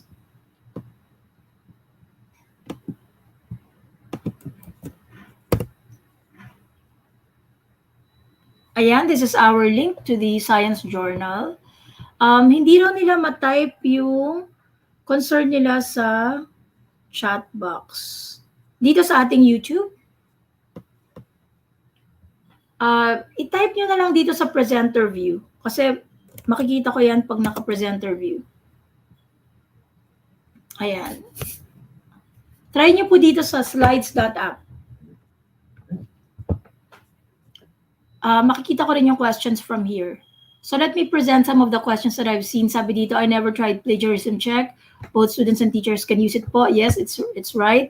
Same as Turnitin. Yes, mas mura lang. So it will also indicate how many percent is plagiarized. Yes, correct. So kung gumamit ka na ng Turnitin before, it will indicate like this is 40% plagiarized, this is 50% plagiarized. That's how it's gonna look like. Is it the same as Turnitin? It's not exactly the same. Turnitin is extremely expensive, actually, for what it does. And although it's extremely comprehensive also. Turnitin kasi meron din siyang mga libraries na sinisilipan niya ng mga journals. Si Google is more, dalawa yung tinitingnan niya. One is the World Wide Web. Basta available yan sa web, makikita ni Google yan. The other thing na chine-check niya is, syempre, meron siyang access sa mga journals gaya ng Google Scholar, di ba? And the other thing na tinitingnan ni Google is also peer-to-peer. By middle of the year, we're gonna be doing peer-to-peer na. Ibig sabihin, makikita na natin kung nangopya ba si estudyante sa kapwa niya estudyante. So we'll be able to see kung nag-plagiarize siya sa existing journal. Kunyari, meron akong ate, Tapos meron siyang ginawang thesis. And linagerize ko yung thesis niya. Pero yung thesis na yon nasa share drives ng school. Pwedeng makita ni Google Classroom yun. Makikita ng originality reports. So, check niya against existing work. Kasi kunyari, tamad ako. Kinopya ko lang yung work ng ate ko, di ba? So, isa yun sa mga, nangyayari yun, di ba? Nangyayari yun palagi. So, possible that it can happen. And it's also possible that we can actually check it. Ayan. Nice. Sabi ni Mr. Cecilio, yung gusto ko pag merong nakalagay na mukha, ayun, oh. Diba? So, when you show yourself, nakikita yung picture niyo dyan. Is there a way that we can import grades of our students? Yes. You can import it via Google Classroom by going to your Google Classroom and then grades. Right? Sorry. Export pala. Hindi import. Export lang. Wala akong import grades. Meron lang akong export grades. So, as you can see, dito sa baba, saan ba yung export grades natin? Wala na naman siya. It's usually just here. Ayan. You have to click on it and then click on the settings and then download all grades as a CSV or copy all grades to Google Sheets. So, I can export, but importing would be, no, you cannot import. Typically, yung gagawin ko, ilalagay ko na lang siya sa CSV where all the grades are. Ganun ang typical na ginagawa ng mga teachers. What is the pre-filled link for? Good question. Meron pa bang iba na question yan? Pre-filled link? Sabi dito, so Miss Yolene, may mga questions pa tayo dito, pero pre-filled link, para saan ba yon? Mag-pre-filled link kayo pag kunyari, meron kayong drop-down. Like kunyari, itong UZ quiz natin, dagdag tayo ng isa pang question dito.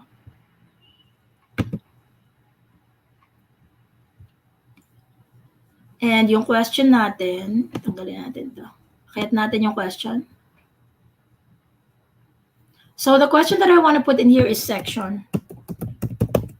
And for section, I have a drop-down. And my drop-down is section A, section B, section C. So when you have a pre-filled link, what happens is you click on the kebab, get the pre-filled link. Ang gagawin niya, bibigyan ka niya ng form. Ang gagawin mo, sasagutin mo na yung form.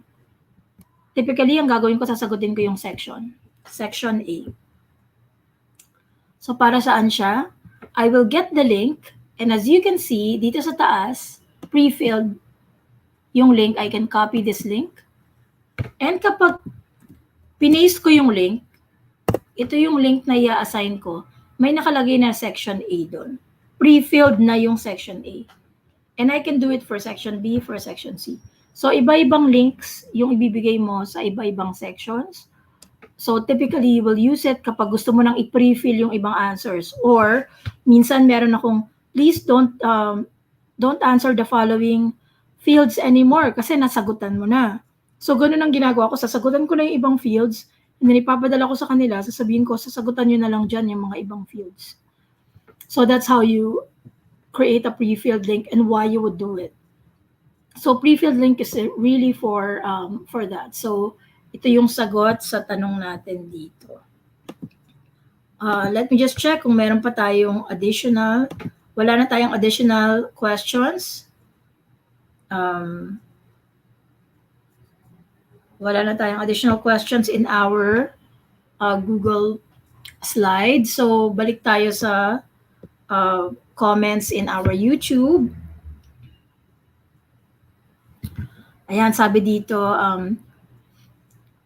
new feature is the peer-to-peer plagiarism. Ang tanong ni Ms. Yolene, when will that feature be implemented? Alam ko later in the year to, yung peer-to-peer, pero it feels more like it's gonna be a back-to-school feature. I'm not using my Google account kasi we dog food, diba? When you say dog food, it means the people in Google are actually using the new stuff that Google comes up with. So we are the guinea pigs. We test it out. before it goes out. Kaya hindi ko yun ginagamit for training kasi lumalabas yung mga bagong features na hindi pa talaga available to the public. Kaya yun, the feature that will be implemented typically back to school yan. So we're looking at anywhere between July to September. Kasi back to school, alam nyo naman ang back to school natin ngayon, nag-move na. So Q3 is our feature date. Pero once na lumabas yun, ma-advise naman kayo, lalo na pag admin ka, di ba? And I would suggest that if you're like me and I want to check kung ano yung bago, you can subscribe to What's New in Google Workspace for Education by going to our blog. Meron tayong blog. So itong blog na to, nandun yung mga bagong stuff in Google for Education. So mag-subscribe lang kayo dun sa blog. So we've got the blog over here. Give me a second.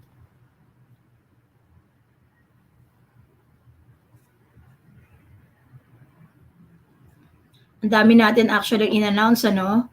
I think we had a session before, tapos marami tayong nilagay na mga iba-ibang features. So if you're interested to understand or to know more about the new features of Google, you can go to our Learning with Google event, which is something that happened very recently, noong February lang. And we announced all of the brand new features that are going to be available this year. So if you have not yet done so, you can just check it out using this link over here. Learning with Google. Ayan. Sabi dito, sabi ni Miss Joanne, how to apply or guide us through the application. Yes, definitely. I've got a few things that are really in there na gusto ko talagang mag-guide sa mga tao to be certified, and I'll be releasing that very soon kasi we have a goal this year na dumami yung certified trainers ng Pilipinas. We have a lot of, like, we have millions of people using Google Workspace for Education in the Philippines, and we only have 30 Google certified trainers in the Philippines at the moment. So, syempre, nangangailangan tayo ng mas maraming Google certified trainers. So, you guys are needed. If you're interested, please let us know, and I will take you through that journey. And I may also be able to help you out by including you in a master trainer cohort. Ayan. At mukhang may mga iba pa tayong interested folks over here. All right. Parang hindi ko yata nakikita yung mga bagong comments. Let me just check out my... Tingnan ko, baka mamaya may namimiss akong comments. Okay. Give me 1 second lang, guys. I'm just gonna check out. Baka may mga ibang comments tayo. Ayan, sabi ni Ms. Yolene, will send forms for interested faculty who would like to be certified and will forward to Ms. Mary for assistance. Yes. Tsaka syempre, participate in your Google Educator group. Kasi pag nag-participate kayo sa Google Educator group, hindi lang yan ang mga projects natin ngayon. Napakadami nating projects sa GEG, including creating classroom videos that are gonna be available in the world. And also, marami pang iba. Meron tayong mga summits where you can apply to be a speaker and share your knowledge and your learnings as well in using Google Workspace. There you go. So, balik ako dito, and I just would like to let you know na ito nga yun. Ito na yung mga diniscuss natin at dinemo natin for today. We updated the answer key. Sabi dito, do not add an answer key for questions that do not need to be automatically graded. So, huwag kayong maglagay ng answer key pag name, di ba? Next is, we've got choosing the correct answers, di ba? Yun na nga, pinakita ko na rin yun kanina. Note that this entire training is available on YouTube, which means that you can come back to this anytime afterwards, just in case, and maglalagay na rin ako ng mga, i-edit ko tong video na to later on para makapaglagay ng mga timestamps, for example, where you can just scroll down to go to the timestamp kung saan ipinakita kung paano gumawa ng answer key. Okay? And then adding the answer feedback. We already did the answer feedback as well. And like I said kanina, if you want a copy of this slide, you can just go to bit.ly/uzforms327 because it gives you a step-by-step guide on how to use Google Forms plus Sheets. Ayan, nandito na rin yung short answer. Na sinabi ko nga kanina, di ba? It's important to remember that the answers are case sensitive. So if you will accept an answer with a capital letter and without, you will need to type in those versions. So just type in all the versions that you need to type in for these answers. And then previewing the quiz and making the updates. Andiyan na rin yan. And sending it via the link. So maraming ways to actually send it. Now, your students will be able to view their scores immediately if you automatically grade it. But if not, then they will not be able to see their scores until you email it to them. So these are basically just slides to just help you out kung sakaling nakalimutan nyo siya, or even pag may bago tayong teachers na hindi pa masyadong marunong gumawa ng Google Form, you can send this slide to them as a guide kasi may mga visual cues na dyan. Number 1, click on question and click on individual. So may mga visual cues na dyan kung ano yung dapat niyang gawin. Okay? And how to create the response spreadsheet as well. I don't know about you, but I'm a spreadsheet fan. So I really like it when I can see the responses in a spreadsheet like so. I like to see it this way. Mas masaya ako pag nakikita ko siyang naka-spreadsheet kasi I can even use the explore button below. Kung hindi nyo pa nagamit yan, this is charts for the truly lazy. Ayan na naman ako. Pwede siyang gumawa ng mga chart na automatic na chart. Diba? So it can create automatic charts you can immediately use. And then, going back to this one, you can also sort your data in Google Sheets. And if you like to know more about Google Sheets, there are a lot of available Google Sheets trainings as well. Pero, Miss Yulene, so just to let you know, we have a MOOC, di ba? I don't know kung napadala ko na ba sa'yo yung link. I think napadala ko na yata yung link sa ating MOOC because that would be something that I would like to use moving forward. Ayan. Sabi ni Ben, already gone Google training last January with Sir Adun. With Franco. Kaagapay Guru Support already passed the 2 mock exams given. Ayan. So, Ben, I'm actually in touch with Franco. He's currently the GEG leader for GEG San Juan, and he's been doing a lot of support on the certification side through his organization, yung Kaagapay Guru Support. And we're also supporting Kaagapay.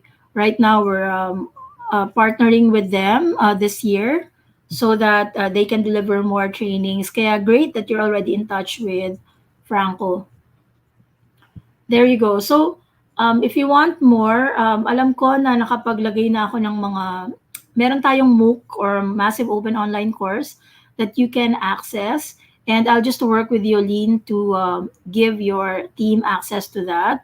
And at least, kung meron, Yolene, actually, kung meron kayong Google Classroom na pwede nating ilagay yung mga materials ng MOOC doon, mas maganda yon kasi para internal.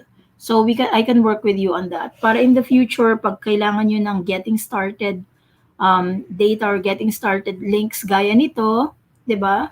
Yun, ito yung mga, I'll send it sa email mo, Ms. Yulene, kasi hindi natin pwedeng i-public because we are currently on beta pa lang dun sa MOOC na yon. But we do have all of the available slides and all of the available downloadables na materials para sa mga people who would like to get started with Google and delve deeper into its functionality, gaya nga nito. So, sorting, syempre, alam naman natin paano mag-sort, di ba? A to Z, Z to A, when you want to reverse the sorting. And ito na yon. So, ang challenge ko lang sa inyo is to create a quiz to send to your students at the end of the class. Make sure you ask for the student's name, ask at least 3 questions to check for understanding. Now, I would like to just do a last call for questions. May last call ba tayo para sa questions bago ako mag-move um, to Jamboard? Kasi I want to touch on Jamboard as well. Kasi may tanong kanina si alam ko meron akong mga pinark na questions earlier, 'di ba? May question si Luis na pinark ko kanina. And I really would like to just go back to some of these questions.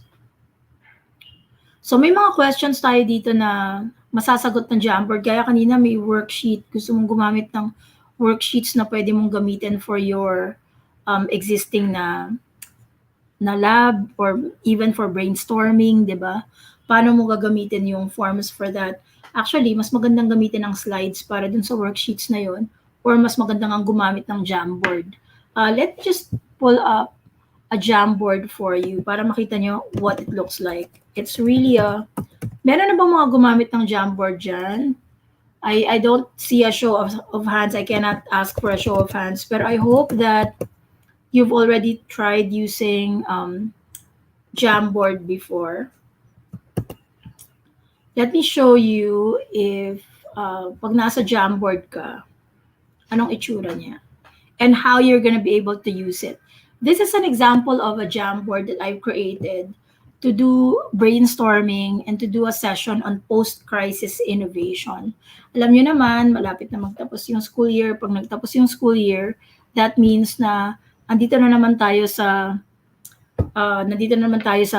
pag-brainstorm anong pwede nating i-improve next year, 'di ba? Anong natutunan natin last year, anong natutunan natin sa 2020. And pag merong mga crisis na ganyan, it really would be good to understand kung paano natin i-innovate yung sarili natin at yung school natin after a crisis or even during one. So, I've created this. This is adapted from Ian Burbage's RSA and also from hashtag #NoTosh. Ito si Ewan McIntosh. Like I said, I'm very active on Twitter. If you like to create a nice PLN, ito yung tinatawag na Personal Learning Network or Professional Learning Network. Actually, yung Global EDU Network, wala siya sa Facebook. Nasa Twitter siya. So, yun, if you can get in touch with these amazing people, si Ian and Yuan, and they can help you out with a lot of tools. Sobrang daming mga experts sa Twitter that can actually help you out. And they're very, very open to collaborating. So, ayan. Kaya nasa Twitter ako. Kaya wala ako sa Facebook. Tsaka hindi siya ganun kaingay. Now, sabi ni Ben, I use Jamboard. That's great. If you've never used Jamboard before, how do you go to Jamboard? Just go to My Drive and then just click on New and go to More, create a Google Jamboard. So Google Jamboard was initially created for an actual Jamboard. It is an actual whiteboard. Pero sabi ni Google, okay, gumawa tayo ng hardware. Totoong hardware siya. Malaki siyang whiteboard na naro-roll. Tapos yung whiteboard niya, pwede kang gumamit ng mukhang chalk na pen para magsulat dun sa interactive whiteboard na yon. Ang sabi ni Google, okay, let's create an Android app for it and let's also create a web app for it. Kaya nabuhay itong Google Jamboard na to. Ngayon, pag gumawa kayo ng bagong Jamboard, ito yung itsura ng bagong Jamboard nyo. Note that with the Google Jamboard, you can also share this to your students. You can also assign this as an assignment in your Google Classroom. And also, you can, diba, download your Jamboards as PDF. You can save them as images. You can make a copy of original Jamboards that you've done. So what can you do with your Jamboard? So with your Jamboard, you can, lalo na pag naka-iPad kayo or tablet kayo, or in my case, I'm using a Chromebook right now. That's why you can see my screen. It's different, no? This is actually a Chromebook. So I'm using a Chromebook and hindi ako nag-charge last night. Pa ako hindi naka-charge and hindi rin ako naka-charge today. As you can see, ang Chromebook ko, bongga pa din. May 1 hour left pa din. So it's pretty good with the battery. And the nice thing about it is it really works. Mabilis lang din siya. And once you create a Jamboard, you can basically use all of these different tools. My Chromebook is a touch Chromebook, so I can write on my screen. So if you have something similar, then you can use your stylus as well to write on your screen, especially when you're trying to um, demonstrate something on your Google Meet. The nice thing about this also is that it is completely integrated with your Google Meet. So kung nag-Google Meet kayo, like in Meet, magbukas tayo ng Meet dito. I will just mute this one. I'll just create a new meeting. So in your Google Meet, you can actually create a Jamboard. So this is my Google Meet. And this is what's nice, what's so nice about Google is that everything that it creates is completely integrated. Okay, I'm not gonna open my camera anymore. Ayan. So I'll just join now. So for example, this is my Google Meet, ano, and then you invite your students in here. Note that you can, ayan, guys, itong Google Meet na to, baka iba na yung itsura niya sa Google Meet nyo kasi this is the new version na I'm using my Google account. So ito yung sinasabi ko na dapat hindi ko talaga ginagamit to kasi ibang-iba siya. So you can create a whiteboard. Meron ditong whiteboard, open a jam. Okay? When you click on whiteboard, open a jam, you can start a new whiteboard or you can choose one from Google Drive and you can immediately collaborate with your students using that whiteboard. So para kayong merong isang blackboard talaga and you can get your students to write their formulas on the blackboard, diba? So that's how you use a whiteboard inside your synchronous classes. So kung naka-synchronous class kayo, kailangan nyo ng blackboard, wag na kayo maghanap ng iba-ibang mga tools. Meron na kayong blackboard dito. Meron na kayong whiteboard pala dito. So you can just start a new whiteboard, click on that, and it will start to create a jam. And that jam will be shared inside the Meet. Makita nyo doon, merong link ng Meet whiteboard. This is the whiteboard that will be linked to your jam. Okay, and it will also be shared with your existing Meet participants. Now, what can you do with the jam? You can, let me just remove that, clean this up. What can you do with it? You can do that. You can use the pen icon. You can also click on erase to erase any part of, so ito, syempre, yung pen natin. Ayan, konti lang yung mga available natin na ano, konti lang yung mga available natin na colors. So, huwag na tayong masyadong ano, kasi konti lang talaga yung available colors natin. I will just erase this one. Ay, sorry naman. Erase. So, typically, I would just do this. Bakit ayaw niya? Parang clunky yung aking Jamboard today. Ayan. So, when you use your Jamboard, you can actually just put in post-its here as well. So, write your thoughts. I can save that and put that in, and I can just like drag that anywhere, and I can add an image if I want. So if I have images here, I can upload images from my computer. I can use Google Photos. I can use Google Images to search for different images in Google. Let's say I want to use like collaboration. I can just use a collaboration link in here and insert that as well and use this. And I can also create like, different shapes and text boxes. So I can put a text box. This is a text box. So as you can see, mukha naman talaga siyang whiteboard.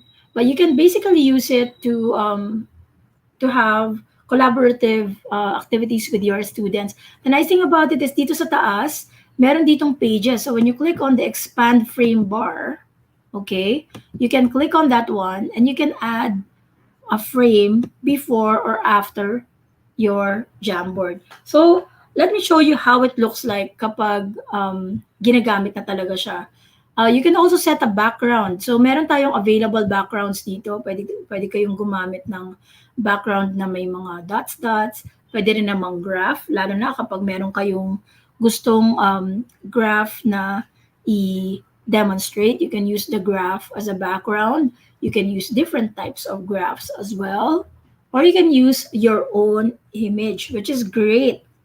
So maganda dito sa use image kasi ang ginagawa ko dito, gagawin ko muna yung image ko sa Google Slides. Sa Google Slides ko siya ginagawa para madali. I like using Google Slides or Google Drawings. Yan ang mga pwede kong gamitin. So hold on. Let me show you what it looks like sa, syempre, Google Slides. Ayan. So, ang ginawa ko, gumawa ako ng Google Slide. Let me just remove these quizzes para hindi tayo masyadong Ayan. So, ito yung aking slide. So, gumawa ko ng post-crisis innovation slide. And, itong slides na to, in-export ko siya here as file, and then I exported it, I downloaded it as a JPEG or a PNG, kasi either can be accepted by your jam.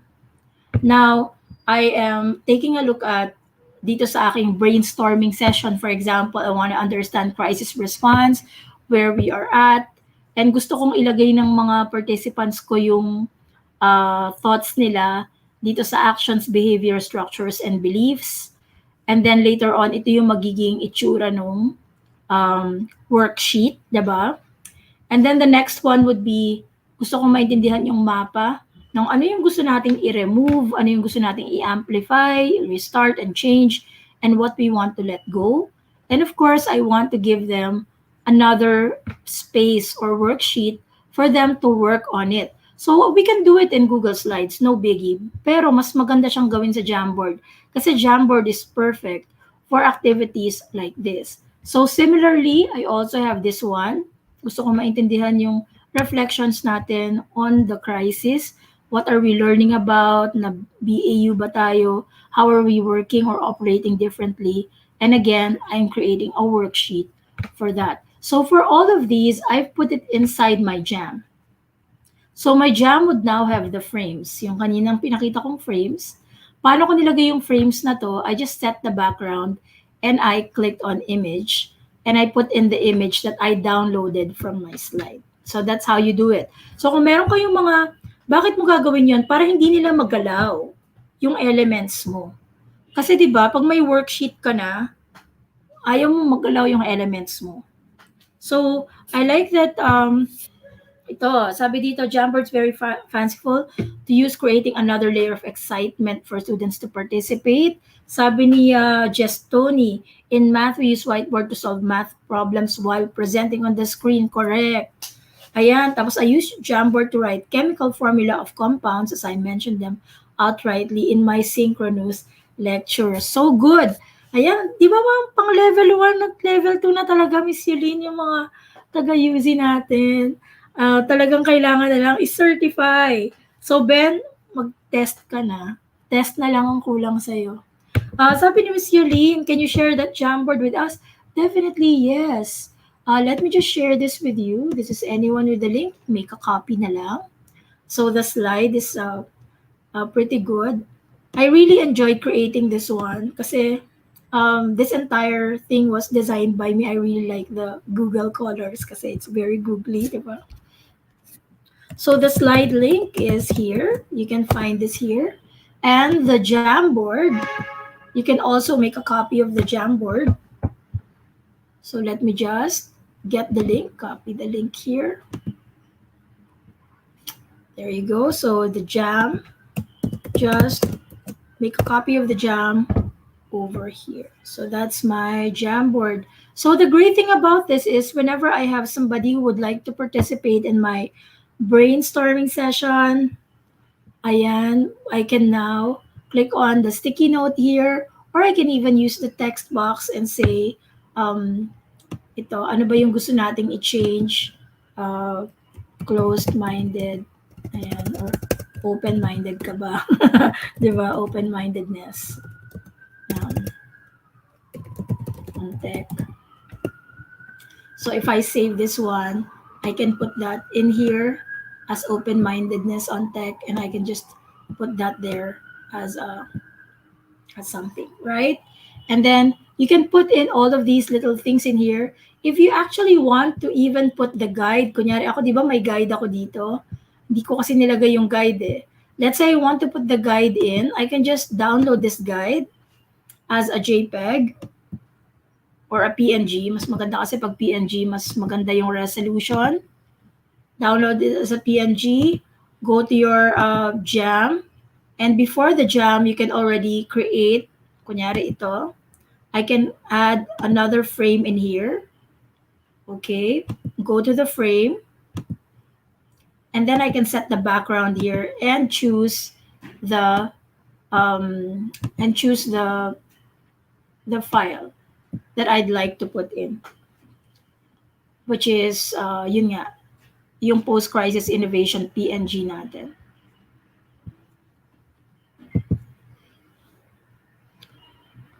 There you go. Diba? So, ayan na siya. So, I can now put it here so that you can see the top row is for those things that are new as a result of the crisis. These are generally easier to spot, diba? So, sa actions, open-minded na sa tech, yan. Bago yan, kasi hindi natin nakikita yan dati. This is one thing that I learned during the pandemic, guys, is that we didn't think we could swim. Alam mo yun? We were just touching our feet at the edge of the tech pool. Pero because of the pandemic, alam mo yun, we were thrown into the pool. And we found out we can actually swim. We did not sink. So, really important to remember that we actually survived this. And we continue to survive this and go beyond. We have failed in the past, pero yun yung kagandahan ng design thinking. We always fail forward. We test new things. We test what would be good for us. So I hope that this would actually help you later on in understanding your crisis response measures, but also understanding how you're going to be able to use Jamboard in your classes. Ayan, because of that, tinitingnan ko yung time ko. I'm very mindful of my time. I only have 4 minutes left, and I would like to use this time to maybe get Miss Yolene, can you join me in our StreamYard if you can? Tsaka si Miss Kayden is also here. So everybody just remember to I'll just give Yolene again another copy of all of these, all of the materials that we shared today, para lang meron tayong copy lahat, and also my contact details so that you can contact me para sa susunod na session natin. I can actually have somebody else here also that can help us out. Let me just remove my screen for now. Remove this and add Miss Yolene. Miss K, okay lang ba? Add kita sa stream. Ayan, si Miss K is also here. There you go. So, you can actually unmute yourself. Yan. Thank you, Miss Mary. Actually, ang dami-daming natutunan namin sa inyo. Hi, Miss Mary. Good morning.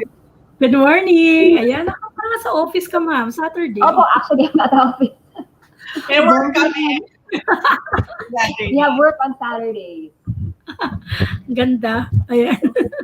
Parang yata, gusto ko yung every Saturday ka na lang, Miss Mary. Ganun eh. Actually, to let you know, we will be doing a 1 hour for the next, bali after Holy Week na ito, kasi syempre Holy Week, Black Saturday next week. But after next week, we will be having, add na lang natin si Harley. So, after next week, we will be doing, hindi ko pa na-verify kung 1 hour ba o 2 hours with DepEd on Google Workspace, discussing all of these things also. And iba-iba yung mga speakers natin, pero puro mga Google Certified Trainers and L2s yung mga co-conduct ng training. And it's really primarily geared towards DepEd kasi they've got 800,000 teachers, so difficult to train all of them. So ngayon, we are making it open to everybody, but it will be housed in the DepEd EdTech Unit page. Siyempre, meron ding DepEd EdTech Unit na YouTube channel. So, pwede kong ipadala sa inyo yun. So, we will be starting this right after Holy Week every Saturday. So, I think 9 o'clock yun or 9:30. for about an hour and a half. Every week yon for the next 30 weeks. Yan, meron na kaming, plinano na namin yung aming curriculum Wow. for the next 30 Is weeks. that open for the public as well, or for exclusive for DepEd only? No, it's public. Ay, wow. Sige. It's Public, it's public. So you can explore. I'll be there every week. So kapag meron kayong questions, makakatulong ako dun sa comment section kapag may mga tanong yung mga tao. Every week yun. Gawin nating weekend habit. Kaya nga gusto ko yung the weekend habit. By the way, kung gusto nyo mag-visit, meron yung theweekendhabit.com is actually mine. Binili ko siya. Diba? Sometimes I'm busy Saturday, pero I always look at your stream eh. Pag hide the work, naglo-lurk naman ako sa iyo. Oo, lurking. So, mag-lurk. Yeah. Walang problema. Sige, go. Sabi, yan, go. Sige po. Ay, may question pa.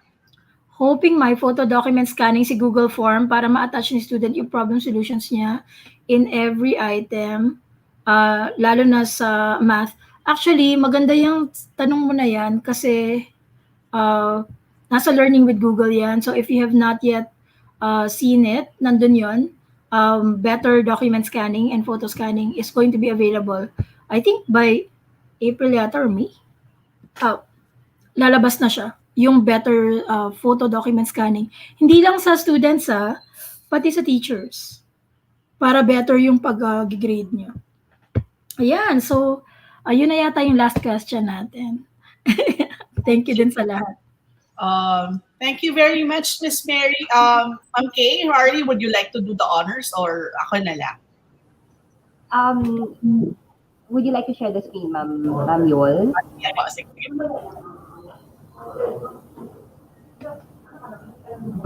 Miss Mary, can we share our screen? We'd like Go ahead. Click on the share button at the bottom. Miss Ma'am Kay, pwede kayo. Ako na lang po. All right, no problem. Alam mo naman ako, I'm a StreamYard fan. By the way, guys, if you're a Google certified trainer, you get StreamYard for free for 1 year. Sige, I think that's my next step. Next step mo na yan, Celine. May Celine, certified navigator ka. Yeah, I'll work on it. Sige, Mary, guide me. I think a lot of more, si Ma'am Joanne, si Miss Ma'am Kay, and a lot more, si Sir Ben and Sir Rosalito. We have a lot of techie faculty and department heads eh. So, I think next step na namin to, we've been with Google since 2012, so I hope we'll have... Certification na. Oo.